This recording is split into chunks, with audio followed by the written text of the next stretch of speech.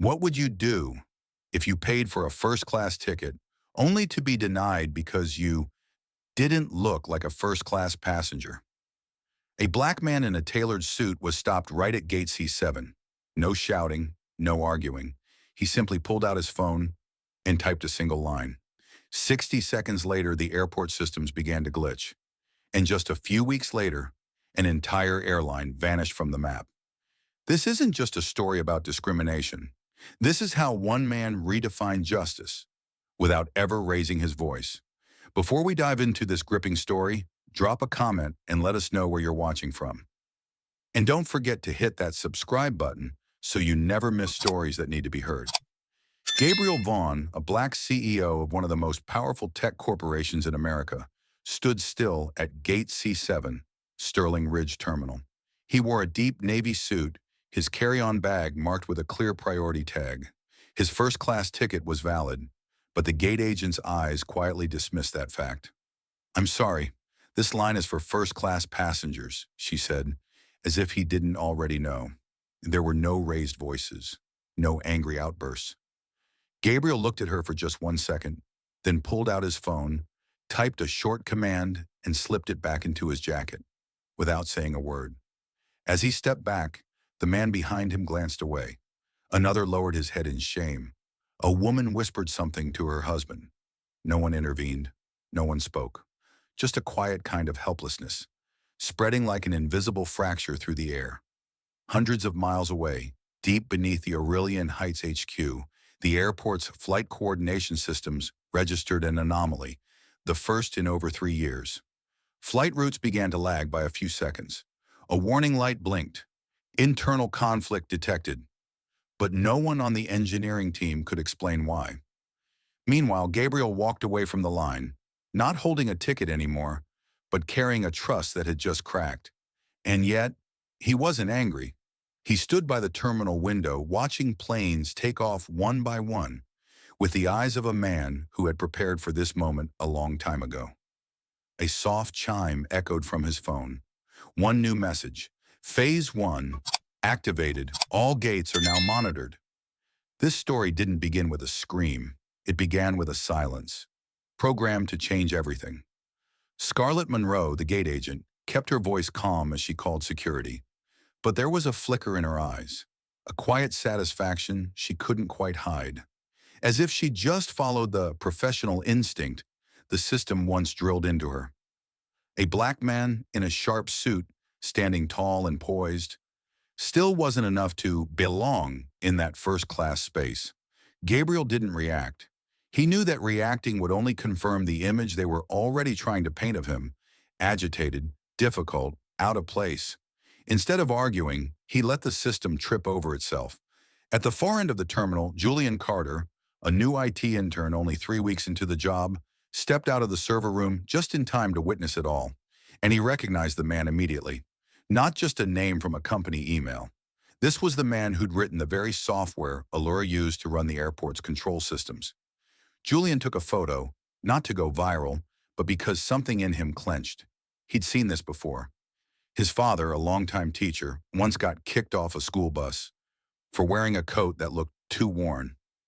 Just a few hours later, the short clip Julian recorded quietly made its way into the company intranet. And surprisingly, it didn't need to go viral to trigger a response. Inside a locked office at Airline Heights HQ, the flight control systems began flagging unexplained delays.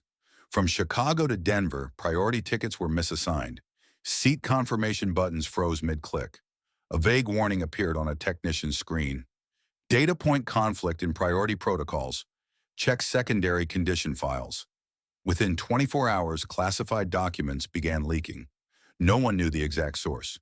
But one file in particular sent shockwaves. 37 cases of downgraded black passengers without a single valid system reason. Screenshots of internal emails surfaced. One note read, "Maintain brand clarity. Don't upset anyone, but be selective." Click by click, word by word. This wasn't exposing a person. It was exposing a system. One trained to see people through the lens of silent expectations. And now it was beginning to unravel. Not from a hammer blow, but from fingernails quietly peeling away the bricks beneath its foundation. Gabriel didn't protest. He simply reached for his phone and triggered a chain of digital responses buried deep in the code. Code he had written precisely for moments like this. Across Allura's control panels, data streams began to scramble, as if the system itself was asking, "Who's really running this place?" A network map blinked to life, nodes lighting up in a red cascade. This wasn't a hack. It was a quiet reclaiming of control. On the top floor of Allura's headquarters, CEO Vincent Monroe had just entered the boardroom when his assistant slid a tablet toward him. "You need to see this." The leaked video, the system errors stacking up, the racial bias reports now undeniable.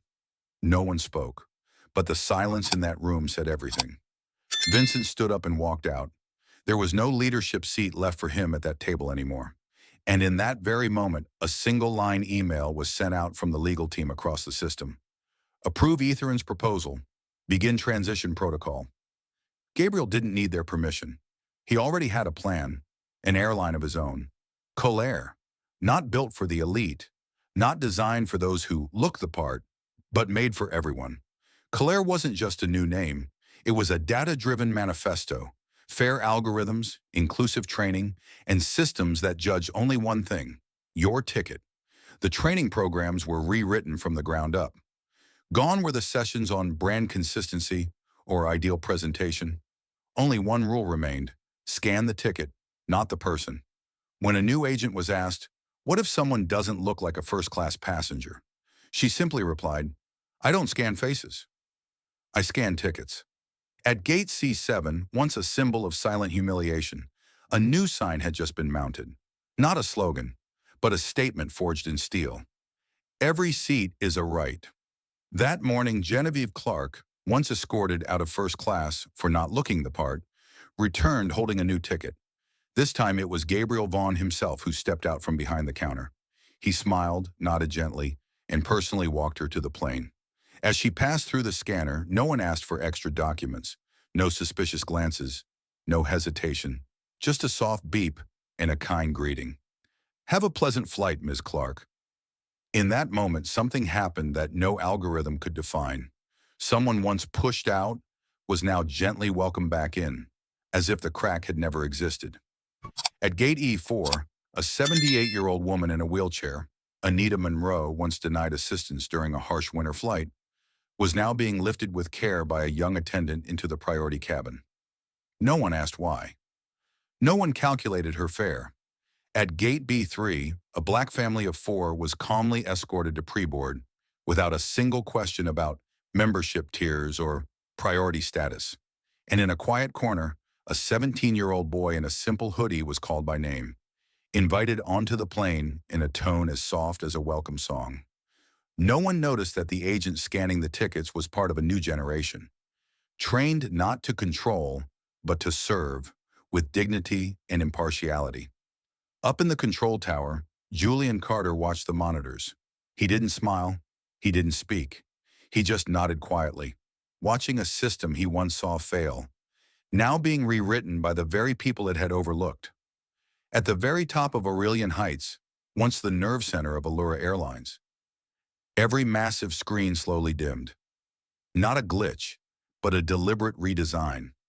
Only one person still held login access: Gabriel Vaughn. But he didn't log in to take control. He stood there, like a man who had fulfilled his role and chose to let go at the right moment. Down at the terminal, a young black boy clutched his very first plane ticket as he stepped through Gate C7. No excessive checks, no skeptical looks, just a warm smile from the gate agent who said, "Go ahead, kid. Everyone has a place here." In the very back row, once reserved for special clearance passengers, the seats were now ordinary. No separation, no division. On that flight, a new documentary began to play. What Changed the Sky? It opened with a shaky phone video, Gabriel being denied his first-class seat in silence, and it ended with him quietly walking away from the airport. No speeches, no spotlight, because now the system was speaking for him. Passengers were no longer asked, "Who are you?" They were welcomed, as if they had always belonged. At the very end of the video, there was no voiceover, just one line: in black on white. Silence isn't surrender. Sometimes it's the highest form of leadership. And one calm morning, Gabriel returned to Gate C7, not to fly, not to reclaim anything, but simply to look up at the sky. A sky no longer divided by who's welcome and who must ask for permission. A new sky where justice no longer needs to be announced. It is rewritten through action. The central data room at Aurelian Heights HQ, once glowing with constant light, suddenly dimmed. One by one, the monitors slipped into sleep mode, as if bowing their heads to an invisible command. Theodore Wells, the seasoned head of IT, scanned the system logs with trembling hands. Nothing was deleted, but the timestamps had been altered, entries reordered, as if some unseen hand had rewritten everything, according to its own logic. No virus, he whispered. No breach from outside. It's like someone on the inside, someone who knew every corner. Then a strange symbol appeared on the main screen. A small circle, slowly spinning, accompanied by a single line of text. Turning off each light one by one. No one is removed. The system just needs to restart. The entire IT team fell silent. No one understood what was happening. But Wells did. This wasn't a malfunction. It was a message, written in a language only the system could speak. And at that very moment, an internal call came through.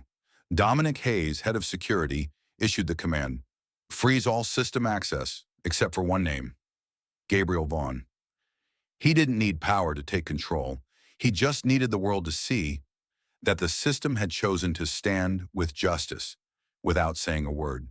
The flickering fluorescent light above cast Gabriel's shadow long across the wall of the interrogation room, a sealed, sterile place, cold, unfamiliar. Nathaniel Sterling, senior security officer, tapped his fingers against the stainless steel table. His face was tense, not with anger but with confusion. No suspicious behavior, no unauthorized access, not a single trace of misconduct, Sterling muttered, scrolling through the file of the man sitting across from him. A record so clean, it felt impossible. Gabriel said nothing. His gaze stayed fixed on a small scratch near the table's edge, a mark worn down by countless interrogations. But no one had ever sat quite like this, calm, composed, and utterly certain that the truth would carve its own path. Sterling paused, then asked quietly, "Who are you, really?" Gabriel didn't answer, but that silence, unshaken, unbothered, was louder than any words. It made Sterling lean back from the table, as if he wasn't staring at a passenger anymore, but at the conscience of the entire system. At that exact moment, an alert flashed on a screen in the next room. Red level warning. Allura's central operations no longer responding to command inputs. The earthquake didn't begin with an explosion. It began with a single gaze, still, steady, powerful enough to rattle an empire. At the Allura Global Operations Center, engineers began to notice something strange. The passenger recognition system was out of sync. Security gates reset themselves at random. Entire travel logs vanished from the servers. And then it appeared, an anonymous message with one cryptic tag, C7 Rev. It lit up the control panels of over a dozen airports worldwide, like a fracture spreading across a sheet of glass once thought unbreakable. In an emergency meeting, a young technical assistant named Alara, the same one who quietly forwarded Julian's video, stood up in a room full of panicked executives. "We've ignored the truth for too long. If a single message can fracture this system, maybe it was never fair to begin with." No one spoke, because this wasn't just a glitch. It was a verdict on a system built wrong from the very start, propped up by power and bias. From Tokyo to Frankfurt, Los Angeles to Cape Town. Black and brown passengers were denied boarding, with no clear reason. And suddenly, the world began to ask the question no one had dared before. Why does a valid ticket still need permission? While the crisis board scrambled to contain the fallout, the real story had already slipped beyond their control. As the control panels at Allura continued to flicker, each seat in the system slowly erased from bias. Victoria Langley, The former HR director who once resigned in protest of covert discrimination policies quietly returned to the emergency coordination hub at Silver Bay Nexus. She didn't give a speech. She didn't argue. She simply placed an old access card on the table, its edges worn, sealed with faded tape. The label read GEN0. This is the original structural license for Calaire. Untouched, unmodified. Give it to Gabriel. The room went silent. They remembered. Victoria had been the only one to warn them about the hidden passenger scoring system, and the first to be forced out in silence. She didn't come back to reclaim a title. She came to coordinate. Every data packet, every media alert, every system handoff executed with precision and without leaving a trace. Because this time, Gabriel didn't need power. He needed transparency, a foundation that couldn't be corrupted. And in that moment, as Gabriel stepped out of the conference room, his eyes solemn, no one spoke. They simply nodded. Because some battles aren't won with noise. They're won through the quiet endurance of the ones who stood behind.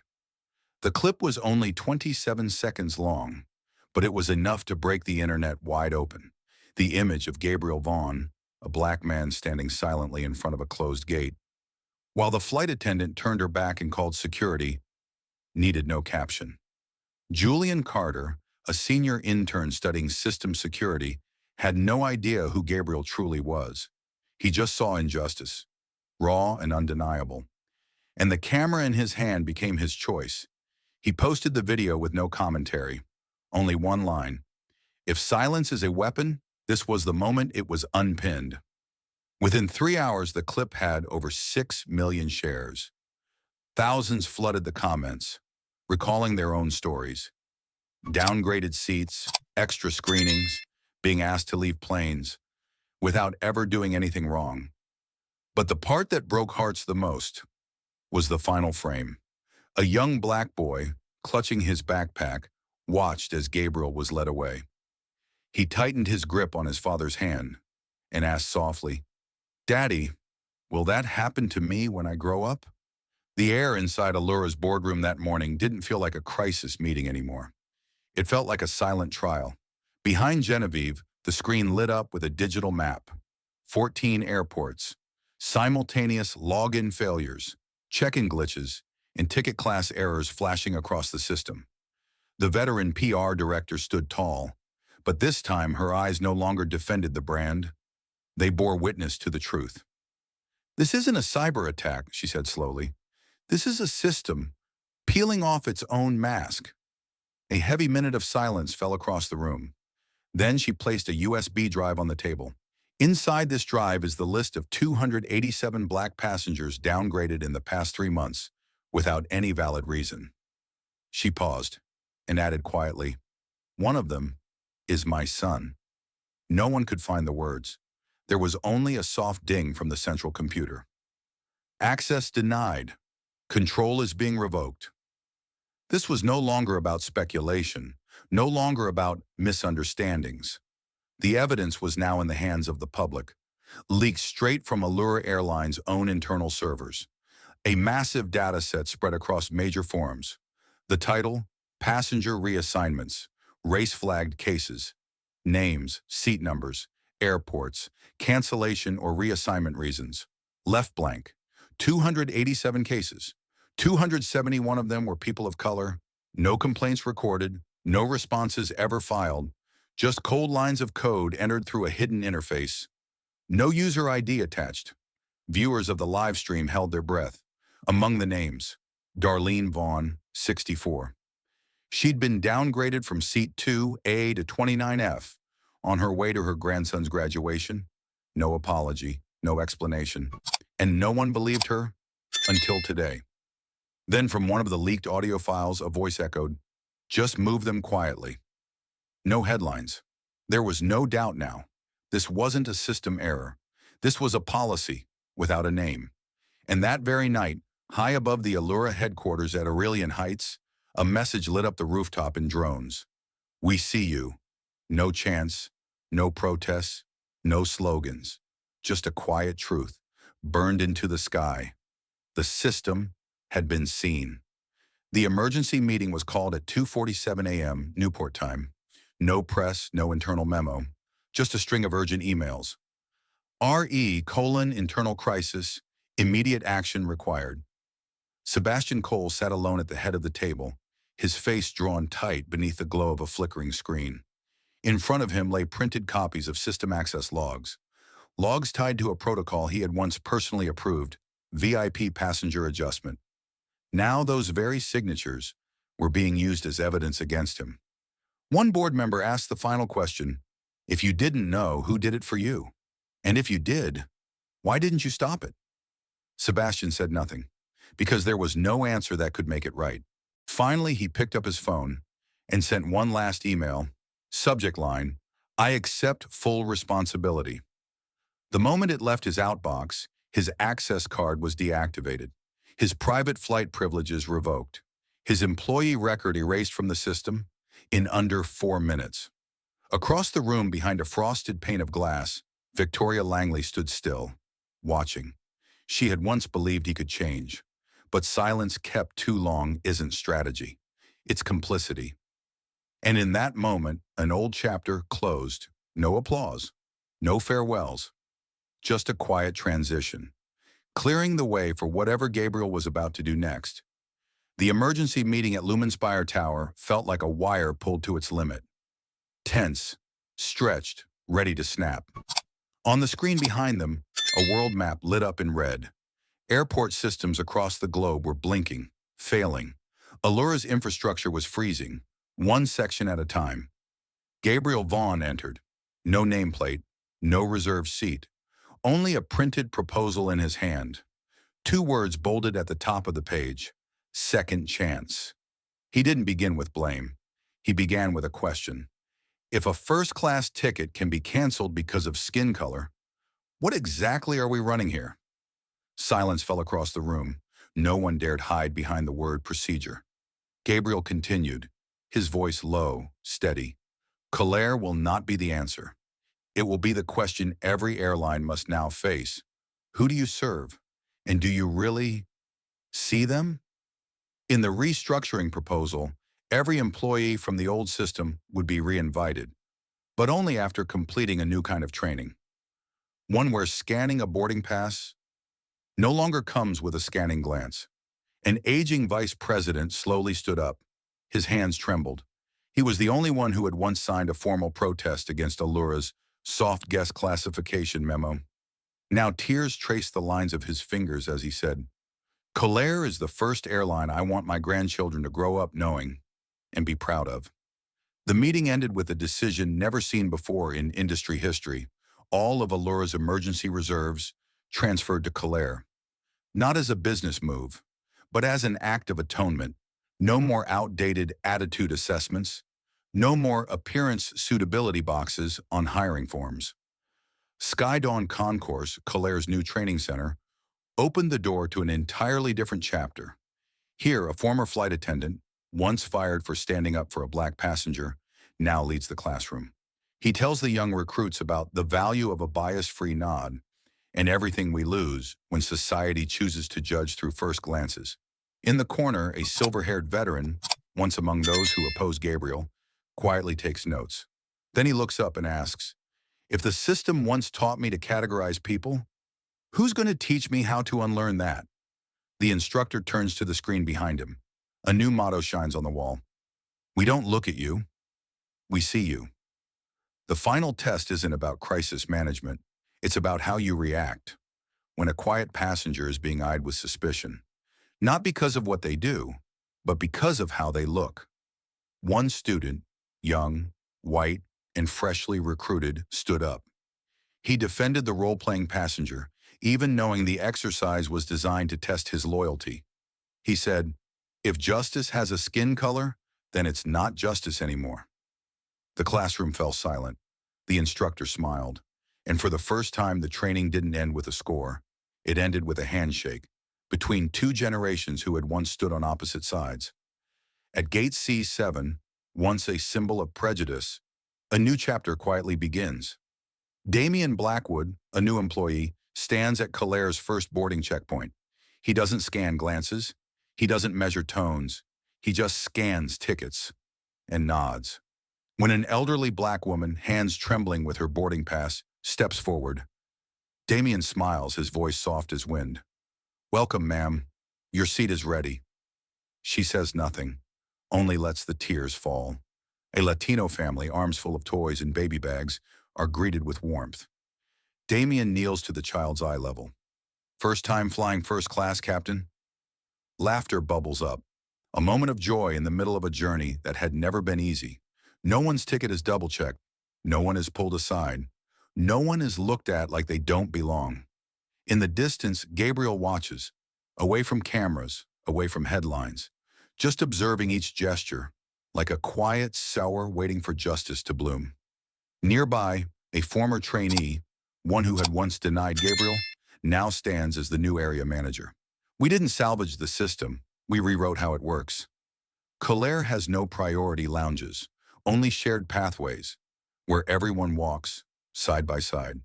And at gate C7, for the first time, no one asked where you came from. They simply asked, "Where do we go?" To live with dignity. Genevieve Clark, silver hair blending softly with the folds of her lavender blouse, walks slowly through the airport corridor. A place that once saw her quietly escorted out of first class, for no reason other than being a black woman. That day she bowed her head in silence, hands trembling, but dignity intact. Today the overhead speaker called her name. No warnings, no suspicious stares. Gabriel, wearing a simple gray suit, stepped forward and extended his hand. "Your flight is ready, ma'am. This time, I'll walk you there myself." She hesitated. "You don't have to do this." Gabriel smiled, said nothing. He simply lifted her small handbag with care. A black man, once denied his place in this very cabin, now walking a woman who had once endured the same, to board first. They moved slowly, each step tearing through bitter memories. Eyes turned toward them, not with judgment, but with recognition. An employee turned away to wipe a tear. A white passenger stood and clapped. No one gave instructions, but the entire cabin rose and nodded. Gabriel pulled out seat 1A, the seat she was once told she couldn't have, and helped Genevieve sit. On the small screen in front of her, a quiet line appeared. "No seat is reserved, but some seats deserve to be returned." In that moment, Genevieve said nothing. Gabriel didn't speak. The silence had already said everything that history needed to hear. At Civic Line Academy, the new training sessions no longer begin with flowcharts. Instead, employees are asked to do something else entirely. Sit face to face with a real passenger, someone who had once been denied a seat simply because of their skin color.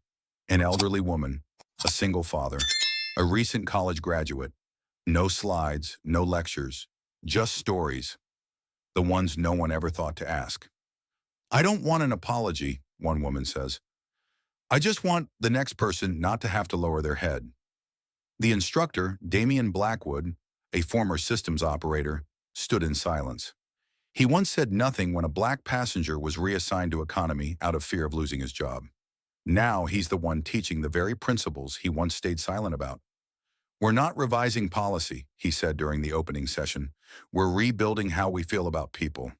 Each trainee must pass through the reflection room, where a camera records their interactions and then replays it with the eyes of the person sitting across from them, where prejudice isn't judged by policy, but by self-awareness. On the doorframe of the classroom, a simple wooden sign, hand-carved, reads, "No one is judged by their first impression, but honored by their final choice." This is a new system, not programmed by code, but awakened, one heart at a time. The story of Gabriel Vaughn didn't end at Gate C7. It began to live again, through the lens of a final-year film student, Alexander Pierce. His senior project, originally just a short documentary on silence as a form of protest, accidentally unearthed raw footage from that fateful day. He layered it with voices, from Genevieve Clark to Julian Carter, to passengers once turned away for not looking like someone who should sit there. The title of the film was simple, "What Changed the Sky?" No one expected it, but the student project was selected to open the commencement ceremonies of over 200 universities, including institutions that had once celebrated the very policies that quietly discriminated. I don't want anyone to cry for me. I want them to redraw the map of the sky, Gabriel says in a rare interview, his voice steady, low. In one scene that stilled an entire auditorium, the camera slows as Gabriel stands at gate C7. No microphone, no speech, just presence. And behind him, a wave of passengers of every color being welcomed as if it were always meant to be that way. A single clap begins, from a white freshman, then another, from an Asian student, then a parent, brown-skinned, wiping a tear, and then the whole hall rises. And as the screen fades to black, only one line remains, white text on a silent frame. Justice doesn't speak louder. It just doesn't need to ask for permission anymore. At gate C7, once the epicenter of exclusion, now stands a symbol of belonging. Gabriel Vaughn stood there. No podium, no spotlight, no seat reserved in his honor.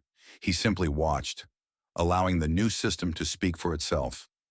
Every passenger walked through the scanner, without judgment in anyone's gaze.